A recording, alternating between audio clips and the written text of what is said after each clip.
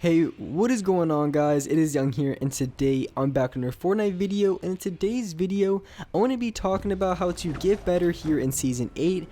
And for Season 8 of Fortnite, the official date, or pretty much the official time that's going to come out is pretty much just in a day, and it's already going to be Season 8. There's going to be a ton of changes happening to Fortnite, and I want to talk a little bit about those changes. Epic really hasn't made too clear on exactly what everything is, but when a Season 8 drops, you guys will see exactly what everything is. And if you guys are already watching this video and it's Season 8, everything in this video still applies because I'm going to be talking about how to get better in Fortnite, and specifically when it comes to Season 8 and the changes in the game. So starting off, the first thing that I wanted to talk about is one of the biggest changes that's going to be in this game, and that's the removal of the planes. And this is really important because planes have been such a problem in Fortnite. And I mean, it's kind of been a good thing and a bad thing, mostly for the negative because it really messed up a lot of tournaments. People really weren't even shooting each other, they were just, riding around in planes, and it just really wasn't the best kind of Fortnite people wanted to see. And the thing that really sucked was with the planes, they didn't even nerf them until like 7 or 8 weeks into Season 7 when they came out, and then finally they're going to take them out. So pretty much they took a really long time to nerf them, and then finally decided they're going to take them out of the game. But I'm still pretty excited about that because I don't like the planes in Fortnite, but that is going to change a little bit of things because without the plane, it does kind of, remove one sort of vehicle in this game. But at the same time, they did add hoverboards, I think just last update, which is honestly a really easy way to get around the map quickly. And with the hoverboards, you can go through the lake, you can go through those water areas, no problem. It doesn't slow you down in any sort of way. So the hoverboards are really good for getting around the map quickly. But the only thing that's kind of weird with it, and I'm sure a lot of you guys have noticed, is when you're coming out of the hoverboard, for me, I'm on Xbox, so I have to press the B button. But when it comes like the planes or any other vehicle, you press X to get out of. So that's one thing that's been messing me up, and that's kind of weird, is that they have a different, exit button on the hoverboards as opposed to the planes, and as well to the quad crashers or pretty much any vehicle in this game, and as well to, get on and off of the zip lines.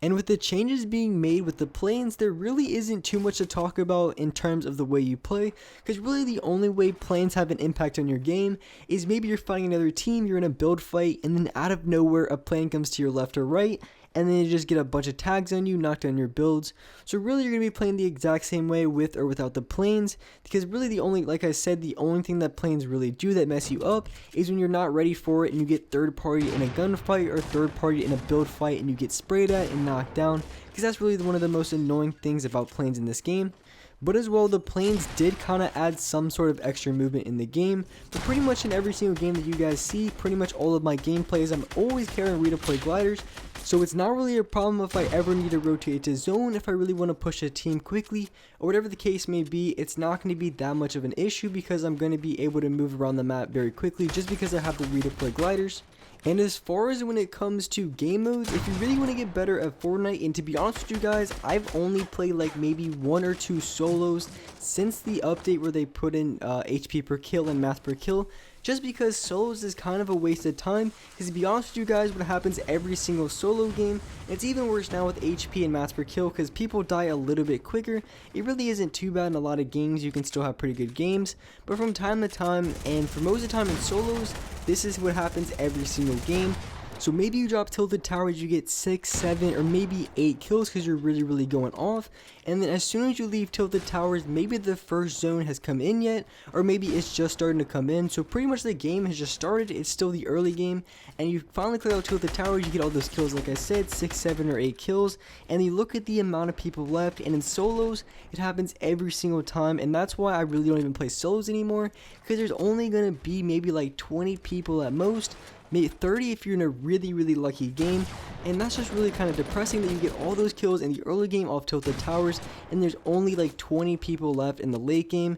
and it can be pretty difficult to find people in solos from time to time. So it's just going to be really annoying trying to go for those Heiko games in solos just because everyone dies really quick and there's barely going to be any people to find, so it's pretty much going to be all up to luck just to find the next team. But now in every single one of my videos, I'm either playing solo squads, duo squads, trio squads, or maybe even a full squad if I'm just playing with my in real life friends. So I'm always playing squads, and for the reason being, there's just going to be more people in the game to fight, and that's really going to be a huge impact on my game and improving as a player, and as well, it's just a whole lot more fun because I like to play really aggressive, rush as many people as I can, And if I'm playing a game like solos, duos really isn't too bad. I can still drop like low 20s a lot. But honestly, when it comes to just going for the high kill games consistently, squads is going to be definitely the best way to go. Solos is going to be probably the worst, just because everyone dies really quickly. But when you compare squads and you compare it to solos, when you come out of tilted towers, a lot of times, say if I have 6, 7, or 8 kills, the exact same scenario,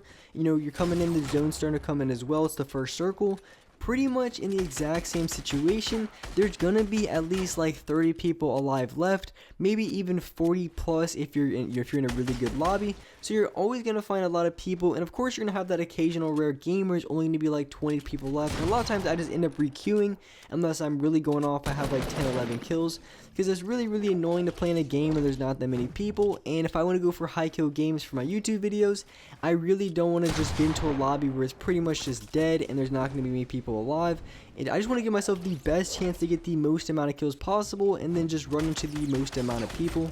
And playing squads is definitely the way to go, because the more amount of people are going to be alive. And one thing that you guys need to work on when it comes to improving as a player, and this is my personal opinion, but I really do think, just based on the games that I've been playing and just pretty much my playstyle and the way I've been playing in my games, I really do feel like I've seen a lot more importance on improving my AR shot and just my AR aim in my gameplay. I'm not sure exactly why this is, but I just really feel like my AR accuracy and my AR aim has gotten a lot better, and I feel like I've been able to get way more kills and stay alive longer in Fortnite just because of that move alone. And I feel like one of the main reasons is because once you have that high ground on the other players, you have to have really good AR shots, because bloom can be super annoying if you're trying to go, you know, shoot at anyone from like a medium to long ranges. And if you're, you know, on top of that high ground and you're, you know, 1v3 in a 1v4 situation, you're gonna have to hit shots with your AR, because your pump shotgun is not going to be doing a lot of damage from those ranges.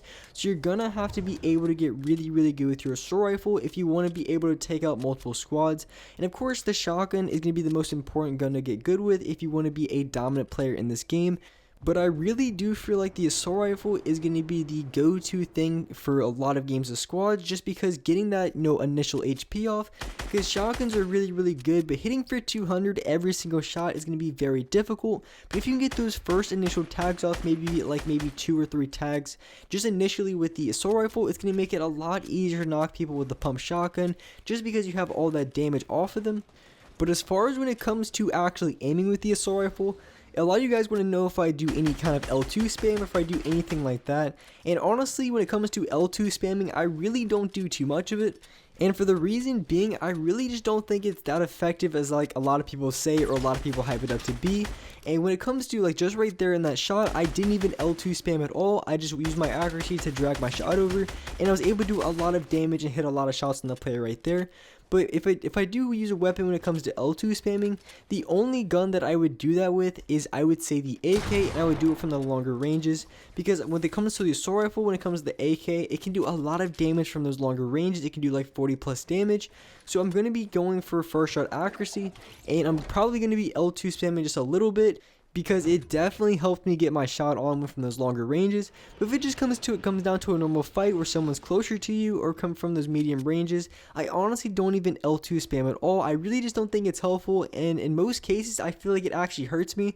because when it comes to aim assist, if you're not, you know, looking directly on the target or really close, it's going to mess up your aim completely. So if you're just L2 spamming and not really trying to hit the shots, you know, it's going to be very difficult to get that constant aim assist and just hit shot after shot. So that's going to be the main reason why I don't L2 spam. But at the same time, for those that play, for those who actually play on PC with controller and have a higher frame rate, I do know that the aim assist is a little bit stronger, so I don't know exactly how that plays out. I'm sure it really isn't the biggest sort of difference, but at the same time, I don't really know. I haven't played PC with controller yet, but I definitely know it would help out a little bit, and L2 spamming might be a little bit stronger on there as well. And just the last thing to say when it comes to improving or just going into Season 8, the new areas in the map are going to be such hot jobs for a lot of high kills, and a lot of people are going to be crowded in those locations. So if you want to go for a lot of kills, if you want to run into a lot of players, just those new locations are going to be packed, or new areas are going to be absolutely packed, and you're going to find a ton of people,